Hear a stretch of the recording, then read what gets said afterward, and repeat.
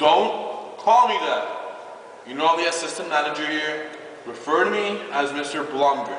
No, you're not. You're just a bartender. Just keep pouring me drinks, and I'm gonna enjoy karaoke night. You're stressing me out. Again?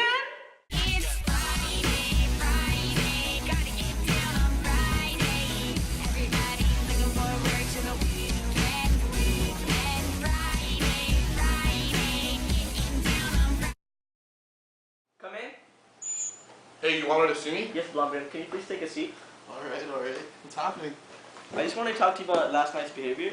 I don't think it's acceptable, and I'm letting you go immediately with a 3-week severance pay.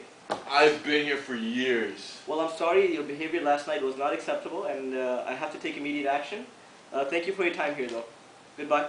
Are you kidding me? No, it's okay. Thank you for your time here. Are you kidding me? No, please immediately before I call security. Yeah, I'll see you in court. This is...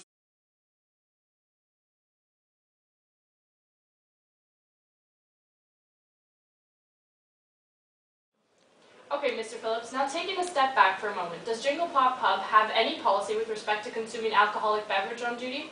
Yes, there is a policy in place in regards to alcohol consumption. It's absolutely prohibited. Okay, and would that be with respect to alcohol that an employee provided himself, or would this apply to bar liquor? Well, it's a pretty straightforward policy. Once you start your shift, alcohol of any sort is not it's prohibited once you start your shift. Okay, and is this prohibition made clear to the employees? Well, the new employees, we do tell them about the policy, but we do expect old employees to already know this policy as it is an industry standard. But to add to that, when you're getting licensed as a bartender, the liquor regulations enforces this rule again and again, so the employees should already know this from beforehand. Okay, Mr. Phillips, as a supervisor, if you were to catch an employee drinking an alcoholic beverage on duty, how would you respond? Well, it really depends from situation to situation. We once had this a scenario where one of the customers bought one of the bartenders a shot, and in that case, as courtesy, the bartender consumed that alcohol.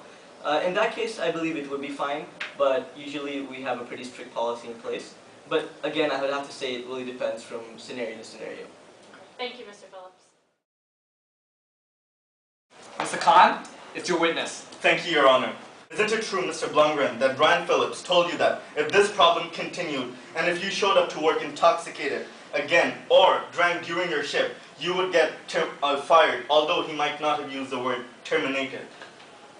Yeah, it was something like that. Something like that? Yeah!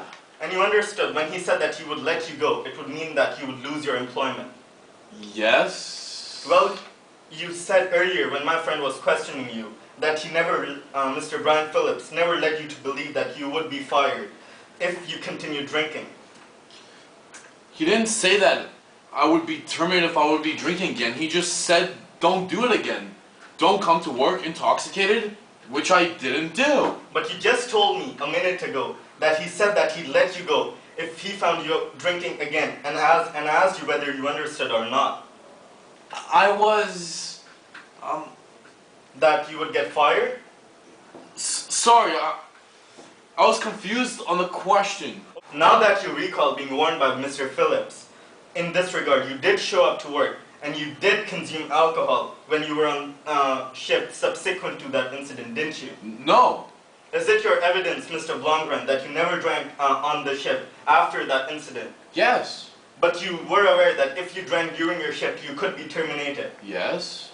And you were also aware that if you drank liquor from the bar while during your shift without paying for it, Mr. Phillips could fire you?